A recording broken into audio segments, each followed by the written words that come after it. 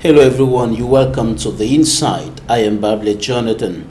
In this edition of the program, we're going to take a look at the impact of the Anglophone crisis on the educational system. Many schools have remained closed for 2 years today. Many students, many pupils in the two Anglophone regions of the Republic of Cameroon, the Northwest and the Southwest regions, have not gone to school. Education has received a big blow as a result of the Anglophone crisis. We'll be taking a look at all this, and of course, we'll continue on our series on the way. We'll continue with our series on the way out of the Anglophone crisis, and we'll equally take a look at what educational system should be put in place in Cameroon. We'll take a look at all that in some few seconds. Meet our guest.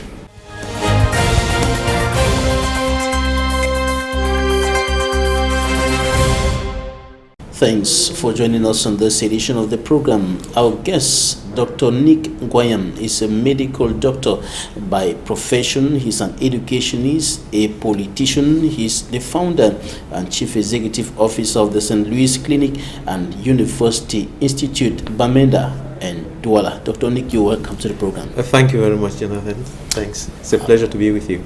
How is your school? Well, we're okay. We're surviving. We are still there. We have the buildings, and we have a few students, and we have a few teachers who are trying to make things work, but that's not the way it was designed to be. In the midst of the heat of the Anglophone crisis? Yes, we have this crisis that has been going on for over 2 years, and we've all been learning some lessons either way. There have been a lot of violence, a lot of losses in life, and many other things. But I think we should be looking for a way forward out of this. But it's also understood that after a war, in the course of rebuilding, we build and we end up with something better than what we had. Your school has equally received a big blow as far as the Anglophone crisis is concerned. Well, yes, you can use my school as an example, but all the schooling systems, and all the school structures and all those that were running schools in west of the Mongol, be they government schools, private mission schools, or private schools in the real sense, everything school has actually gone down. Some schools have never opened their doors for the last 2 years. Some have, but just kind of like limping along. And actually that's the case with many. That's the best word to use, limping along. Limping along. When we're talking about the schools that have been closed, talking about students and pupils who are not going to school, what is the immediate outcome of this as far as the education, the career of the pupils, the students are concerned, the functioning of the schools, income of the schools, and so on? Yes, we can look at what we are going through in terms of that. What are the students going through? What have they lost? And what are the institutions losing? But permit me to go out of, to just leave that, and then we need to step out of it and go into the background, behind the scenes, and try to understand some concepts. If when we do understand the concepts, then we will know actually what we are losing. Because most of the times the things we lose don't have a financial backing to it. And if you're looking only at the monetary aspect, we lost some buildings, no, you wouldn't get it. There's so much in the background that we are losing. But even before we go to say, look, this is actually what we lost, we have to come again and reiterate what we're saying off camera about the Secretary General of CATUC who passed away, Mr. Quentin Simon, where he described, before he passed away, he used to describe our educational system as being archaic, and he was actually right. Our educational system, be it Anglophone or Francophone, is outdated, outmoded, and we are saying that after the war, in the course of rebuilding, even now, as we start thinking of rebuilding, as we start looking for ways and means of stopping the war, we are not going to go back to that kind of education, because that education was taking us to nowhere. We have to redefine a different kind of education on which we build our new, our as a foundation on which we build our education, so that it takes us to that place called 2035. Without doing that, we'll not get there. We'll surely be coming back to that in greater details in the later part of the program. But you are from the Northwest. You are in the Northwest region of the country, one of the two regions hit by the socio-political and security crisis. And we've been hearing some government officials saying that things are returning to normalcy gradually. The situation is under control. You who is on the ground, what can you say about the situation as far as schools, as far as education is concerned, and probably other aspects as well?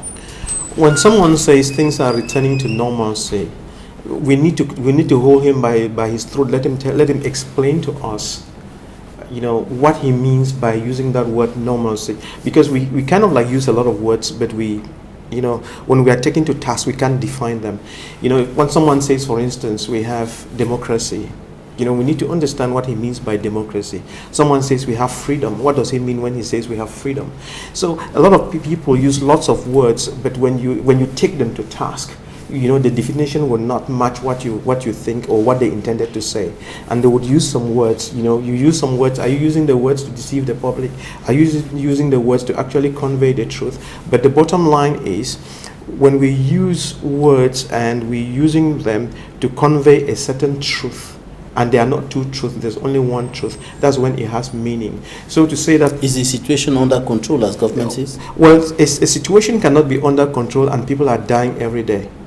A situation cannot be under control when you hear guns every day, and the violence is ongoing. The houses are going up in flames. People are being killed. Both sides. The military is killing. The Amber boys are killing, and then the local population is caught between these two forces. Like the saying goes, when two elephants fight, the grass suffers. So the grass is actually suffering, and there's a lot of heat. So when someone says the situation is normal, it's under control, I'm wondering whether he's referring to the grass that is being crushed every day and is still being crushed, or he's talking about the military who are also kind of like tired of this, I would say, because and one of the leaves of the suffering grass is education. Yes, of course.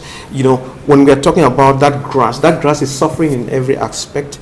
The education is not going. There's socio-political activities that the people used to carry out. Those things have come to a standstill, and we are actually not living. We are not living. We usually don't understand what war is until we go through it, and it's very, very uncomfortable.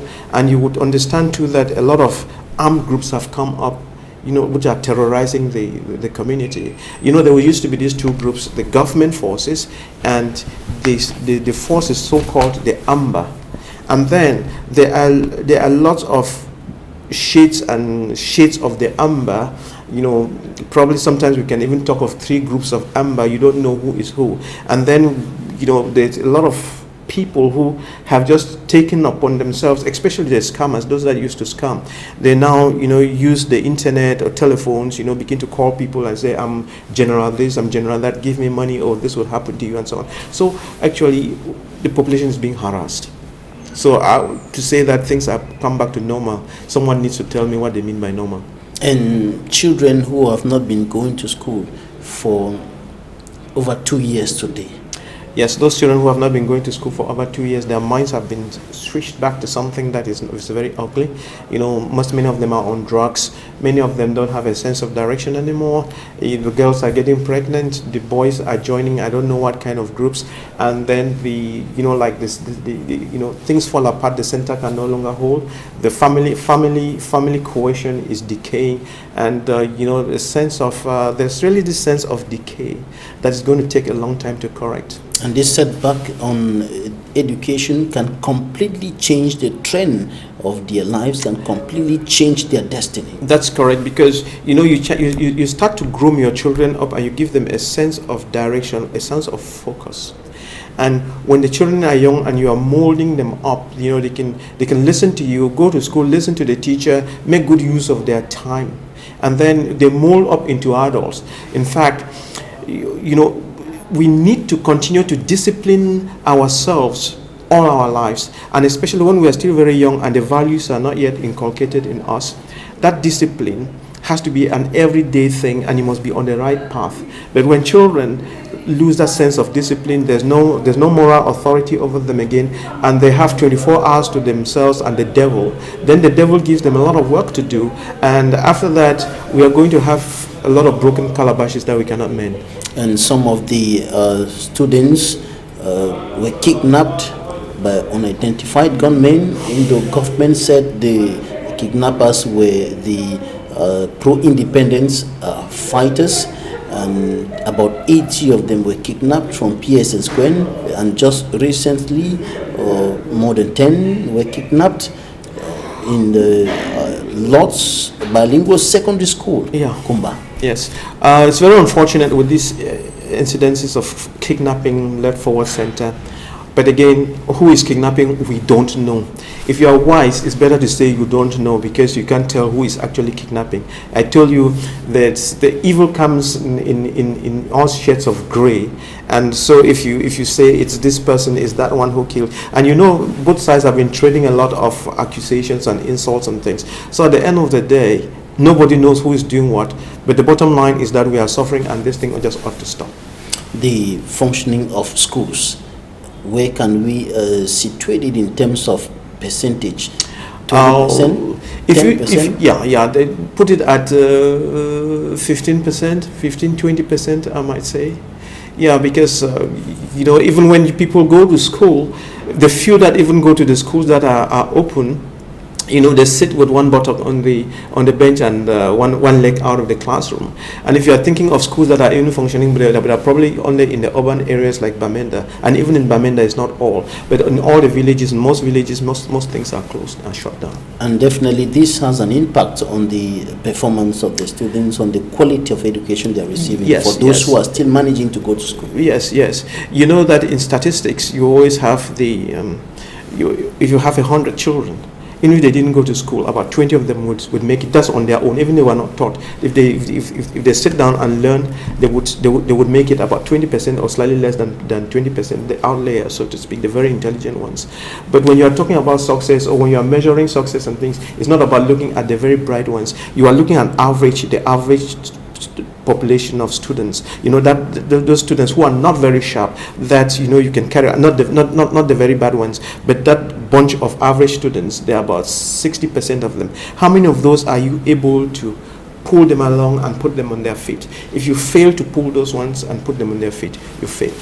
But for us to choose the right path, we must know what that right path looks like. In terms of the human person, we need to all of us understand how God crafted the human being, how he is and how he functions. Then you would know what to do to get that human being right, back on track. And then we'll also look at the school system. What do we need to do to get a proper school system that allows us to skip over our misfortune and keep going? The human being technically is made up of 3 parts, and we ought to understand that. But you talk to some people, they will say it's 2 parts, but technically they are actually 3 parts. But for now, let me just suppress one part and talk about the 2 parts. So Babila, you're sitting with me here. If I'm not aware of it, I would think I'm looking at Babila, what I'm saying. What I'm saying of you, fine. Babila, he is alive, but technically you are made up of a body. And if you were to die, what I'm looking at, which is lifeless, is your body. And then when you die, something leaves from you. It's your soul. It goes back to the Creator. That's for people who believe in God and creation, because there are some people who don't believe in the thing that we came from. I don't know why. But for those of us Christians, we know that you have a soul. And that soul is very important. So we are going to be talking a lot about that soul. That's where the education is. That's where most of our life revolves. It's about the soul. And if you don't know about that soul, then you will not do much to correct that soul. The soul is your control. It's a control system. The soul actually is what controls your body. Your body reacts to the environment through your 5 senses. I can see your eyes, your nose, your tongue, touch, and smell. Through these 5 senses, you pick up stimuli from the environment, and you feed them into your soul. And your reaction will be determined from the soul. Yes, your reaction to the stimuli that are coming in. Like if I punch you now, you are going to react to that punch. And the way you react, you can react by letting it go. You can react with a little anger, or you might just smile over it. Why so? Let's say, for instance, you and I are from the same family, and our father just drops and dies. You might be crying and hitting yourself all over, while I'm just looking very calmly. Why the difference? We are facing the same stimuli, but reacting differently. You see the point? And that has to do with education and many other things. Because the way I trained my soul to react. Education fashions. Correct. The soul. Education fashions the soul. And therefore, you have to, the soul does three things. The soul is made up of your mind. Your soul is your willpower. And there's a third dimension to your soul. But that mind and that willpower, that's where the education goes. Now, there's another thing that interacts with our soul. It's your spirit. We have two spirits interact with our souls. You have the spirit of the living God, and the human spirit. And then the human spirit, or the spirit of the devil. Are you getting me? They compete for your soul. And these two spirits that compete for your soul represent the two kingdoms that rule this world. You have the kingdom of God, and then you have the kingdom of the devil. And when you train yourself to align with train yourself, when I say yourself, I actually mean your soul. To react with the spirit of God, then you begin to react in a different way. And the kingdom of God is defined by a couple of things. It's defined by truth. It's defined by love. It's defined by a respect for life. And it's defined by principle. We work based on principle, and it's defined by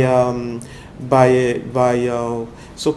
If I put it the other way, when we say God, what is God actually? God is truth, God is life, God is light, God is soul, God is spirit, God is principle, and God is infinite intelligence. Infinite intelligence is that totality of the wisdom that created the world and that make things work. And when the channel through which these elements, or these cardinal elements of your education are tampered with, yes, it means your soul is directly tampered with. That is correct. And the devil represents anything that is bad. Are you getting me? Anything that is bad is of the devil. Looking at the other aspects of education, notably the certificates that will be obtained, that should reflect the potentials, that should reflect the abilities, the aptitudes in a child will be questionable. So certificate, when a child writes an examination or gets a certificate or whatever, that certificate is just the paper to say that this is the level to which this gentleman's mind has been trained. When you go to the graduation, like in Boya graduation, they would say, the chancellor would say, this person, such and such, has been found fit, in character and in learning. Are you getting that point? In character and in learning, which they are saying that we have trained his mind to be able to understand concepts of character very well. So he's a good citizen, and he's got the learning to be able to transform the environment. So what are some of the setbacks that students and pupils may suffer in the near future because of the fact that they obtained their certificates at this period of the crisis? In a crisis, some people become very motivated to dig for those values that give life a meaning. Then some will just go overboard and throw everything away, and they become just something that you don't want to deal with. And therefore, we are in the midst of a crisis, and we no longer recognize each other, and we need to make sure that we save our education very quickly, so that we can rein in the horses and get our children back on track. Otherwise, when your children, even if they have masters and PhD and their characters have been deformed, there's nothing you can do about it. And when they will be applying for studies in some international universities, maybe for jobs out of the country, will there be a problem concerning the fact that they obtained their certificates at this period of the crisis? You know, the good thing about societies like America is that they don't care about your certificates. That's the beautiful thing about developed societies. It's only in a third world like Africa that in Cameroun here, you know, you care much. The certificate goes before the person. But when you go to America, when you show your certificate, they will say, welcome, congratulations, thank you. Now, then they will put you to the task, all right? They put you the task. Can you do this? Can you do this? If you cannot do it, it means your certificate is empty.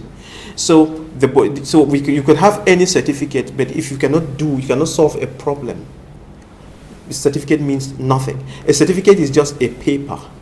You know, a certificate, it has a monetary value. Will it be easy for students who pass the GCE during this period, like the last session, to obtain entrance into international universities? Yes, yes. If you're sharp, yes, you would, because the paper is just a paper. But if you're sharp, you would.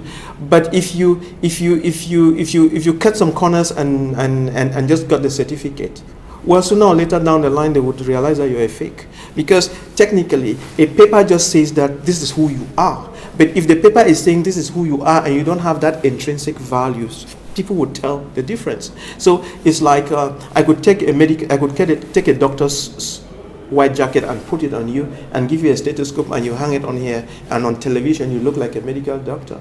I could give you a paper which says Babila is a medical doctor, but you are not. You're a fake. Are you getting what I'm saying? So it's not what you hold on the external that determins you, but who you are inside, what your mind and your training represents. That's what is important. What your soul can deliver. You know, like the French say, l'habit ne fait pas le moine.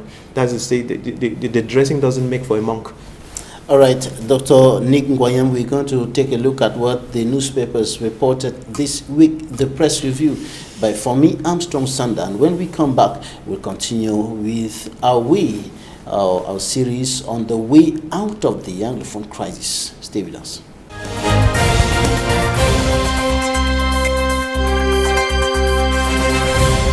Before the announced postponement of the conference, most newspapers opened the week with the resignation of Dr. Simon Monzo from the position of spokesperson of the College of Conveners and the coordinator of the organizing committee of the Anglophone General Conference. While The Voice in its Monday, November 19 edition said Monzo stepped out for AGC to hold, The Guardian Post announces Dr. Monzo speak out after quitting AGC organizing committee. The Post newspaper of the same day rather asked to know if government is attempting to thwart Cardinal Tomi's AGC. Eden newspaper quotes Monzo saying why he will not be in Boya. The Median newspaper said Boya, Southwest region, dark clouds hover around Tomi plant AGC. Dr. Monzo pulls out, but Tomi vows to carry on. Few days after, the Guardian Post said Tomi's AGC suffers another postponement, while the Chronicle newspaper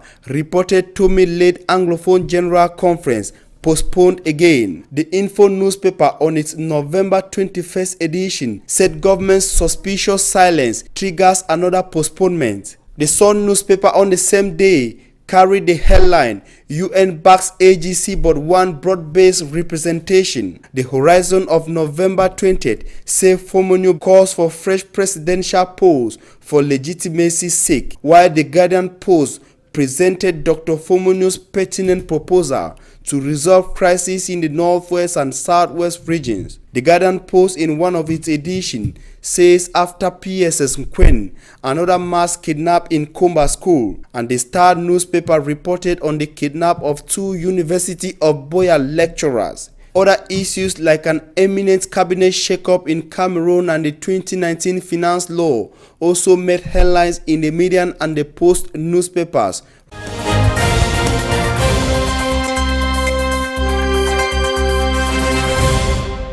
You welcome back, Dr. Nick NGWANYAM, medical doctor by profession, educationist, politician, founder and CEO of St. Louis Clinic and University Institute, is still with us.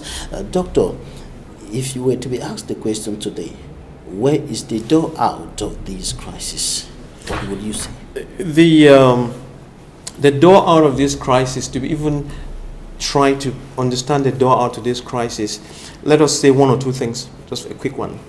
You know, if I had been insisting about this issue of the mind and so on, character and so on, is for us to understand here that success, what we call success, is 75% your character and attitude. You know, so even to succeed yes, in moving out of this crisis, yes, takes your character, yes, and your attitude. Yes, and when we are talking of character and attitude, you might refer to character and attitude of an individual, character and attitude of a government, character and attitude of a family, of a community, of a whole nation.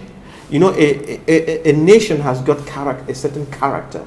We can say that this is the way the Chinese behave. This is where the way the Japanese behave. Africans have these tendencies and so on. So there's that character, those tendencies. Okay, so it's very, very important, and there's some cardinal values that we need to have.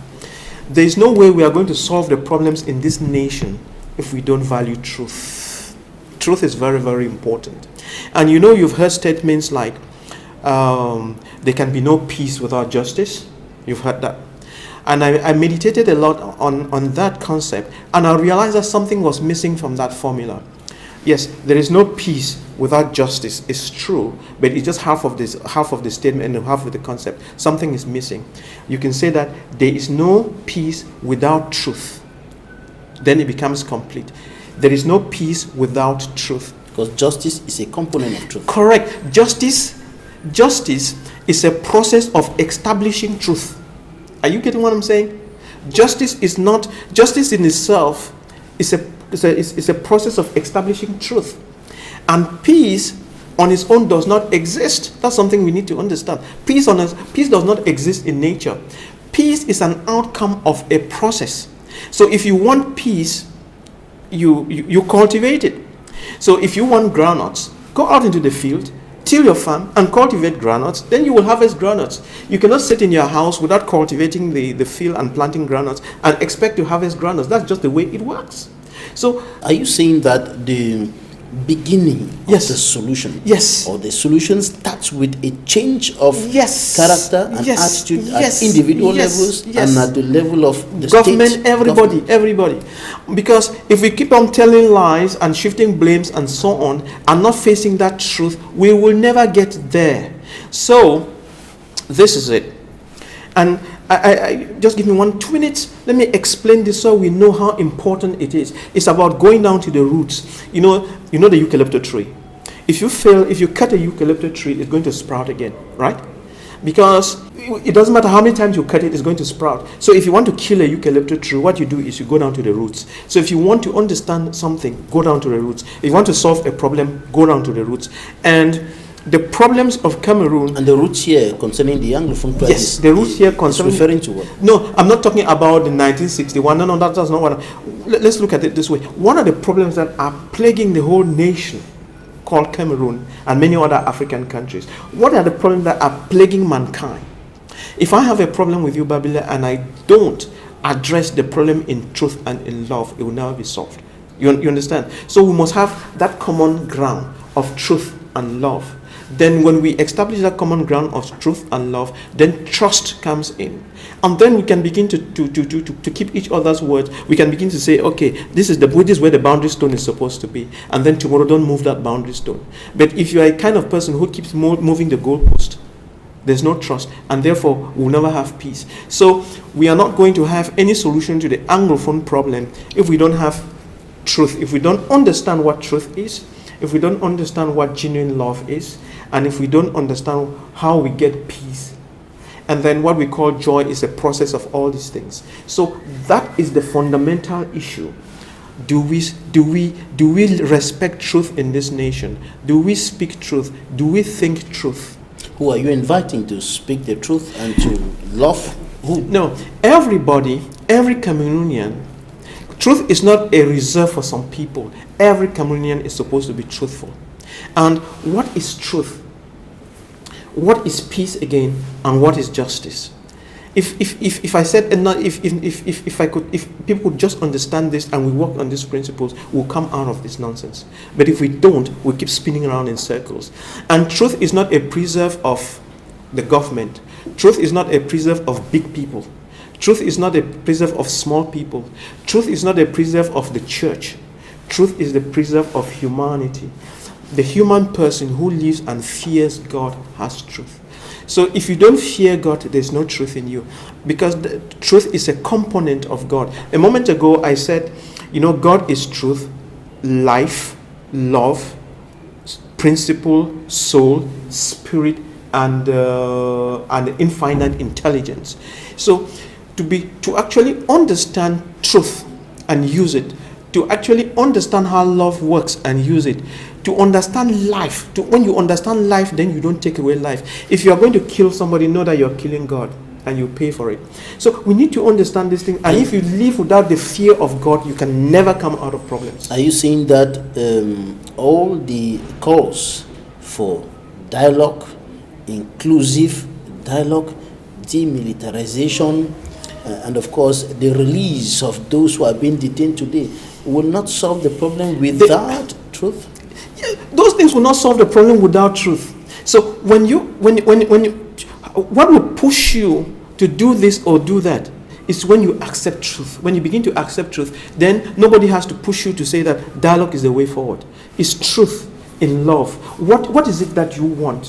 What is it that you want? You genuinely want to solve a problem? Then use truth and love as your tools. Respect life. Have the fear of God, and you will begin to solve problems in reality. Because I've been talking like this. Let me try to define the thing so that they're straight in people's minds. Let's go back again to peace. Peace is a byproduct of a process. Peace is like corn.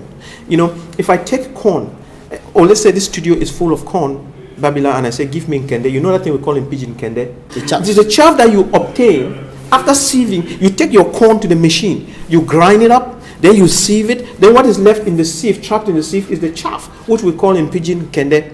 Peace is like that.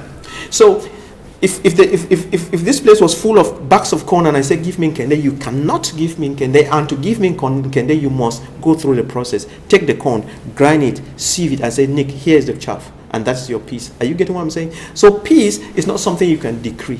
You cannot decree peace. And therefore, you have to work for it. Yes, you work for it. You sow it, you work for it, you water it. Then you will get peace. It's a byproduct. And now the big question is how to work for it. Great. And therefore you want peace. Christian Cardinal Tumi, Archbishop Emeritus of the Douala Metropolitan Archdiocese of the Roman Catholic Church, the Right Reverend Funky Samuel Foba, moderator of the PCC. Yes. We equally have the Imams of the Central Mosque of Boya and Bamenda. Yes. These are religious personalities who came up with an idea to work out this peace. Correct. They came out with the idea. But it has been postponed twice. Correct. It has been postponed twice. But and it's going to come. To be having some lots of obstacles. No, it's going to come. But let's put it this way: they are the bearers. They are bearing the white banner of peace. They want that peace. What they are doing is trying to sow in the seeds or start that process of peace building. That's what they are doing. Okay, and but government refuses to give them authorization. No, government has not refused. Government is taking its time. It's like your child asking you for something, you say, wait, I will give you in the evening or something like that. So government has got its own strategy. They have not refused, so to speak. But why the delay? When the conference is so important? The conference is important. They have explained to the people. The conference is important, but if the foundations are not right, the foundations must be right. When the foundations are right, then things will work. For instance, let me just give you a general. What would the point trying to have that meeting when you don't have a new government in place? Because technically, the population has outrightly rejected this present government. And they think that it is this present government that has created most of the problems. And they would like to see a situation where fresh thinkers come in so that we put new wine into new wineskins. Are you getting what I'm saying? It's one of those principles. You put new wine in new wineskins. So if we're trying to put this new wine of peace building into old wineskins, you're still going to be dealing with people who yesterday refused that there was no Anglophone problem and the architects of the problem. So you need to restructure all of that so that, the concepts work. Now, back to our truth thing and to peace, how it works. Because we must get this and understand it. If you are refusing the truth, you will never have peace. And what has been lacking in this country a lot has been truth. We tell lies at every level. Why are the budgets never well realized? You know, a government building is supposed to cost 16 million, but someone blows up this thing to 32 million so that you can have kickback. So that's absence of truth. Everybody is lying for one reason or the other. You pay, you go to a concours, that. So there is a lot of lying everywhere. You know, you do the wrong thing, and then your child goes into medical school to become a doctor. So in reality, though that child graduates as a doctor, is not a doctor at international standards. Are you getting what I'm saying? Then that doctor becomes a professor of medicine. So it is all this lack of truth in our system that has made it in such a way that we are limping behind as a nation.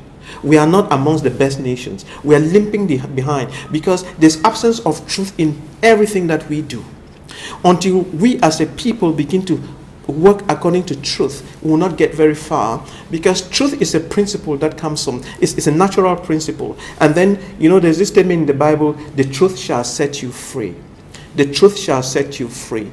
If you look at that statement, is it setting you as a babbler free? Is it setting the government free? Is it setting a Muslim free? Is it setting the president free? Is it setting a commoner free? It works for everybody. It works for a nation. It works for every community. The truth shall set you free. And it's that truth that we are looking for. And one of the areas that needs this truth in order to be set free, according to you, is education. Like you indicated, the area Yes. that Cameroon is limping. Yes. And one of the limping components of Yes. national life is Yes. education. Yes. When we come back, we will look at Yes. Dr. Nick's way Yes, of and correcting there's absence this of truth in education. We take interviews of the week right now.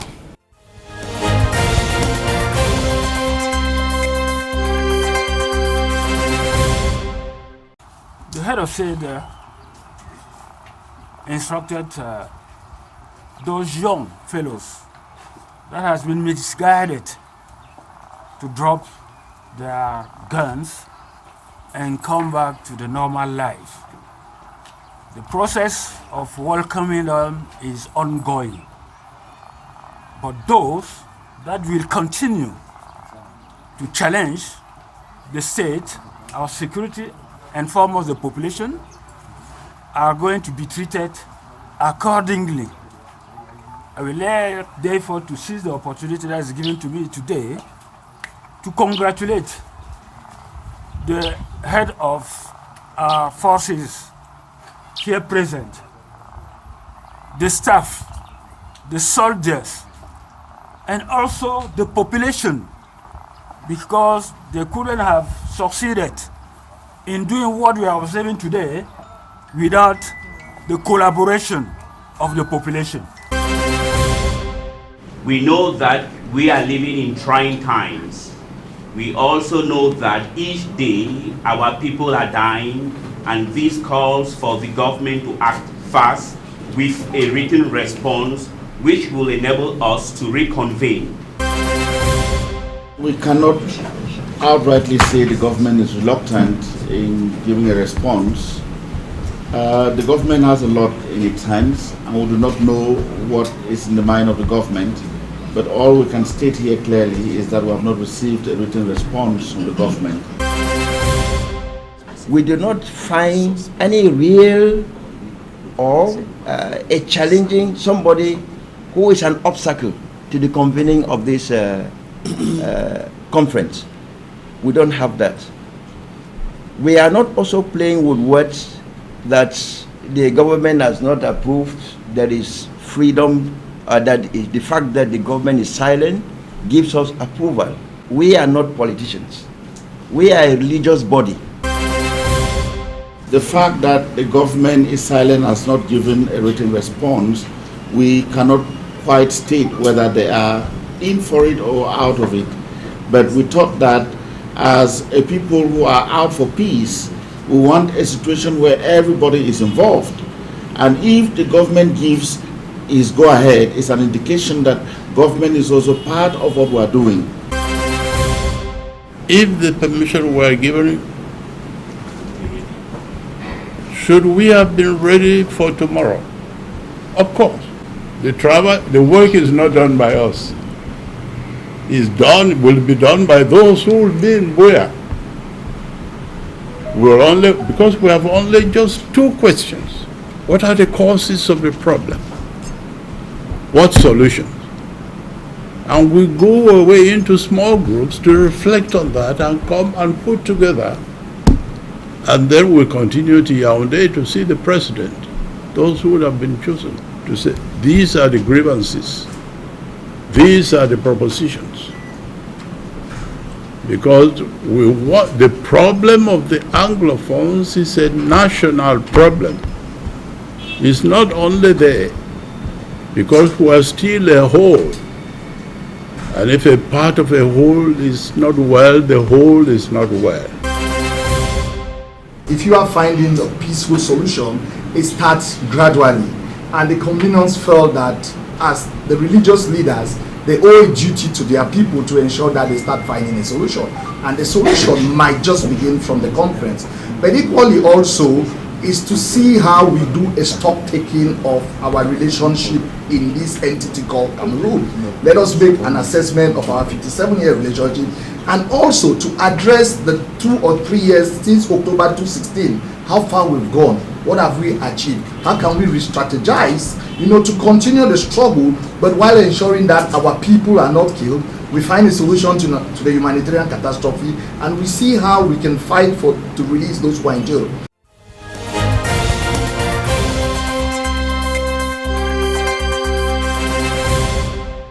You're welcome back. Dr. NGWANYAM, you're an educationist and a politician. And when you look at the educational system in Cameroon today, we should describe as limping. Where is the problem? Where can you identify the problem? Yes, our education lacks truth. And just before I go there, 1 minute, let me quickly explain so that we know what truth is. When we know what truth is, then we'll recognize it when we see it. Truth has got different shades that have been put on by man. And there are about 4 types of truth, but in every circumstance there's only one truth. Now, if I say Jonathan, Babila Jonathan is a woman, that's a half truth. Babila, for people who know you, they know that you're a man, and then for people who don't know you, they know that the name Jonathan means a man. So when they say Jonathan, woman, there's a problem. It's like a mermaid. Half of it is man, half of it is fish. Okay, so it's a half truth. And what has been going on in our country, if you examine a lot of things, a lot of people, when they want to deceive the population, they use half truths. They give you part of a story, part of it is true, the rest of it is a lie, and the people become confused. So we use a lot of half truths in politics and many other things. When people want to hide things from you, they feed you with half truths. Then the other one is oncogenic truth. Oncogenic truth is a concept of fake. Now, the word fake would actually describe oncogenic truth. What is fake, for instance? If, let's say, you and I are hungry today, and there's a woman down the road there that is selling bananas. From a distance, when we look at her tray, we can see bananas. When we go there to buy the bananas, we realize that there are 2 kinds of bananas. Cameroonian or Tico bananas and Chinese bananas. And you know very well that Chinese bananas are plastic, right? But from a distance, when you see the 2 groups, you see bananas. But when you go to buy them, you realize that some of the bananas are heavy, juicy, and edible. Those are true bananas. Then some of the other ones are plastic. You cannot eat them. So the ones that are plastic, so that's fake, that's oncogenic. It looks like truth, but it is not. And therefore, we introduce the concept of fake. Now, then there's the third kind of truth. There's the kind of truth in quotes. You and I have a problem, Babila, and we go to the judge. I and my lawyer will present to the judge what we call our facts. You and your lawyer will present to the judge what you call facts. So in reality, what we call facts is not truth. We have been mixing thinking. The fact is. So if 2 people are arguing and saying the fact is, why don't we have an agreement? So fact in reality is not truth. The fact is the way you see it, the way your worldview, the way you perceive it. So now it is the judge's position to find out between my facts and your facts, what is reality. And so what is truth? Truth has got 2 components. Truth has got what we call reality. To determine that reality, there are 2 components. There's form and function. Form and function. So let's go back to our banana again. We look at something, it looks like a banana. It has the form, it has the color and everything of a banana. But it must remplir les fonctions, as they would say in French. It must carry out the functions for which a banana is made. That means it must be edible. All right? It must be useful, yes, as a banana is supposed to be. A real truth has got two things. It must have the form and must have a function. Education, what for? Yes, we train somebody and you say you have been educated. But when it comes to function, what problems are you solving? Are you getting what I'm saying? When it comes to what, yes, you train your engineers. Where are the roads that they build? Where is the rice that they grow? Where is the fish that they grow? Where are the industries that they set up if they fail? Are you getting what I'm saying? And so people, that we have students today who leave the university with certificates, but they get to the field, yes, they are able to do something. To do something. So when you went to the university to train, why do you go to the university to study and then you come back now and you're riding a motorcycle? You see? That's oncogenic truth. That's that dichotomy. It's fake. That is, you've understood the concept of fake. So our education must be such that it trains people to, you say you have this, and these are the set of problems you can solve, and you effectively solve those problems. And when you effectively solve those problems, nature pays you. So why is it that today, with the present educational system, there seems to be a gap between the knowledge that is received in school and what is expected to be practiced? Correct. That is the functional part of the truth. Yes. That's where something is missing. And that thing started in 1960 when the white man brought us the school. He gave us an educational system. And then somewhere along the line we split it up and say this is the Anglophone educational system and this is the Francophone educational system. But when you go down to the roots, it's still a kind of education just to read and write. Are you getting what I'm saying? And therefore you have children who will pass your GCE with 25 points and are still not functional. Are you getting what I'm saying? And then when they go, they would study in a field and get a PhD and are still just robotic and are not functional. There is a book, there are a couple of books that we all need to read in this country. I have those books in my office. There are 5 books plus the Bible. That makes 6. All the solutions to all the problems in our country are found in those books. And one of let me just give you some of the titles. For instance, one of the most important books that I have read is written by Robert Kiyosaki. He's an American, and he is the author of Rich Dad, Poor Dad. And when you understand the concept of Rich Dad, Poor Dad, it will open up your mind a lot. But there's this other book that I understood very well. The book is called, this is the title, the way it's crafted. It's in question format.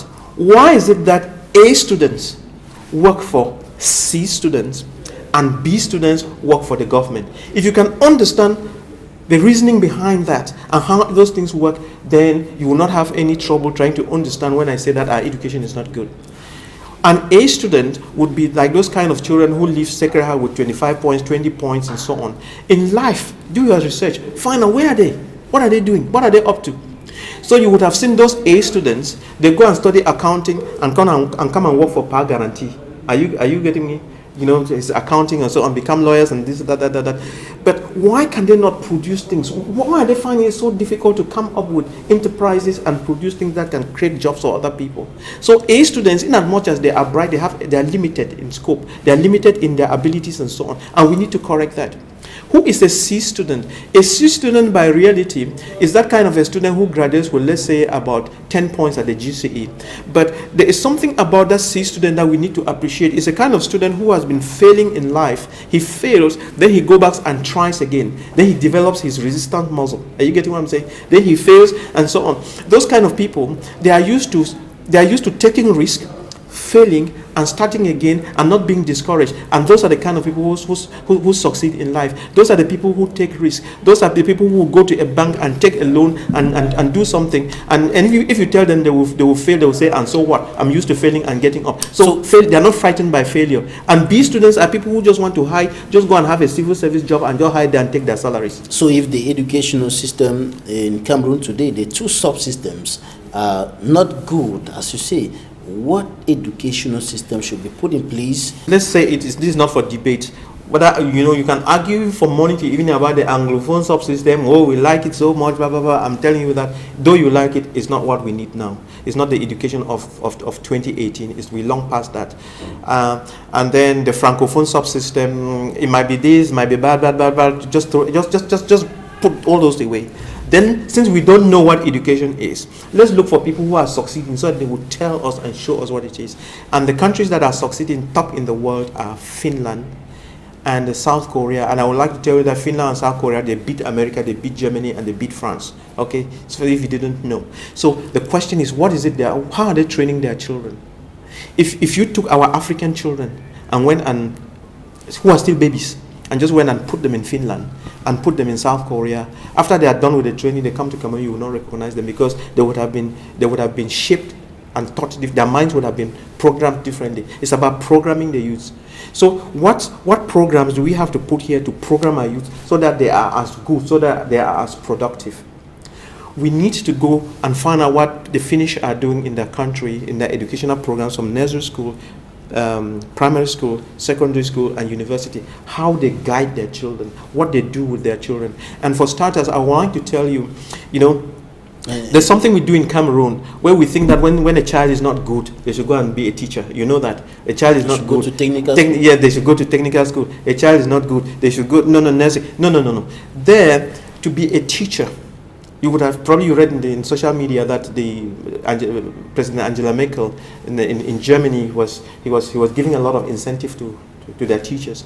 And I would tell you that to teach in a primary school or in nursery school in Finland, you need to have a master's in what you are doing. You have to have a master's degree. It's not for some people, somebody who has failed and is at grade 3 didn't pass his O levels. No. Because sowing the seed, trying to mold those kids, you have to do it right. So for that educational system, our teachers have to be trained right. We have to put in a lot of resources to train our teachers. And most of the teachers have to come off the STEM background. STEM, S-T-E-M. Science, technology, engineering, and mathematics. And then we have to add a lot of agriculture to it. And that's our children have to come up, grow in that STEM environment, grow to learn, to like agriculture, because agriculture is what will save us in this nation. We actually have to make agriculture the backbone. And another question I would have loved to ask is, how can we quickly create 1 million jobs for youth in Cameroon? If we use agriculture, we can do that. And construction, we can do that. So we need to go back to the drawing board and get things right. And earlier you were talking about the dry grass to green grass concept. Yes, there's the dry grass to green grass concept. And let me tell you how I got to that understanding. I was trying to ask the question, when the Boko Haram thing broke up in the north, I was sitting in my office in Bamenda and I was asking the question, what exactly is Boko Haram? How can we fight it? What is this thing that is threatening everybody? And the more I meditated, I like analogies, because it doesn't matter what problem you have. If you go to nature, you have the answers. And this was the thing that was going through my mind. Boko Haram started in the northeastern part of Nigeria, and on the media we could hear that it's threatening the north of Cameroon, Chad, and Niger. And so the question was, what are we going to do to stop Boko Haram from crossing our borders? Then I realized something. Boko Haram is not a person. Boko Haram is a mindset. Boko Haram is a spirit. All right? And you cannot stop ideas from flying across. So when Bin Laden was killed, physical Bin Laden was killed, but the Bin Laden spirit was not killed. So Bin Laden is a spirit, is a way of thought, is a mindset. And when you say it is spirit, then we can liken Boko Haram again like a cloud. So let's go up in the north, and we see this cloud that is gathering on this side of Nigeria, and that cloud can just be pushed by a wind, and it goes across onto above, and it sits above Cameroonian territory. And that cloud does not respect territorial boundaries. It doesn't. It goes where it wants. That's how an ideology is. So technically, you cannot stop Boko Haram from coming to Cameroon because it's an ideology. Then the question is, since it's an ideology, what exactly can we do so that it doesn't cross? Now, it comes back again to the mind. And this is what, this was my understanding. And when I was thinking about this, it was in February around 2016 or sometime earlier, if I'm not mistaken. And this experiment came into my mind. You and I can go, you're from the northwest, so you're from the savannah area. If we go into a savannah, into a wild savannah, and set up a fire in the dry season in February, it's going to burn, right? But suppose we set that fire and sit down and just watch it. We are going to learn a couple of lessons from it. You know, I come from Kambe, Donga Mantung, and these are lessons that I learned in nature, but I couldn't interpret them. You would notice that as a fire burns, it doesn't matter how wild that fire is, there are a couple of areas that the fire is not going to cross. The fire is not going to burn across the valley. Fires don't burn across the valley. And the fire is not going to burn across a wide expanse of road, except there are leaps of tongues of fire across. Fire is not going to burn across a very large river or stream. And fire is not going to go up large rocks or climb off a cliff. So there's some natural things that stop a fire. So when you transport that now to education. To education. So how will it help? Then let's go back now to the valley. Let's go back to the valley and see why fire did not go across the valley. You know, and you will notice that fire didn't go across the valley because of the presence of a body of water, because there might be a body of water downstream, but upstream you would still notice that fire did not cross, though you couldn't see visible water. And fire doesn't go across because fire consumes dry grass and fire does not consume green grass. And you will ask the question, why is the grass green in the dry season? The grass is green because there was underground water that fed the plants, and the plants are green. So now we are faced with two concepts: a concept of dry grass which burns and a concept of green grass that does not burn. And therefore, how do you stop Boko Haram from crossing your borders? Boko Haram is a fire that burns dry grass. If you were to come up with green grass, and if all the youths in Cameroon, to the north of Cameroon and down here, were all green grass, Boko Haram will not cross. And so what do we mean by green grass? Green grass, therefore, boils down to the kind of education you give your children. Green grass is productive. So if we had trained all our children to be good engineers, being productive, making money, setting up enterprises, having big dreams and so on, they would never listen to Boko Haram. Are you seeing that I'm saying? But if you leave your children and they are hopeless, they would burn. When Boko Haram comes with an ideology, they have nothing that can counter that ideology, and they would easily join it and fight. And therefore, when we understand the concept of green grass and dry grass, then we are bound to understand that we have to change our education so that our children become green.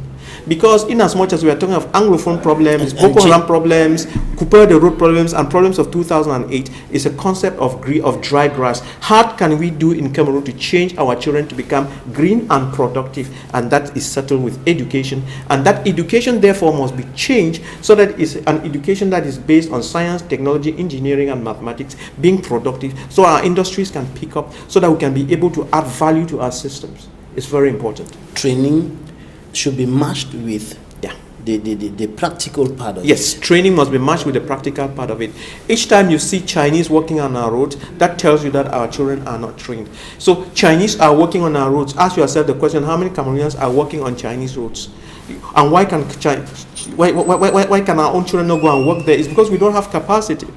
You know, and having money, you know, there has been an issue of wealth and so on. Let me tell all Cameroonians, and that if someone were to ask what are the riches of Cameroon, we will say we have oil, we have gold, we have timber, we have land, we have this, we have that. But in reality, the real wealth of Cameroon is not the oil, it's not the timber and so on. And we are killing ourselves on the wrong things. And we are letting the real things to perish. Okay? What is the real wealth of Cameroon? The real wealth of Cameroon is not oil.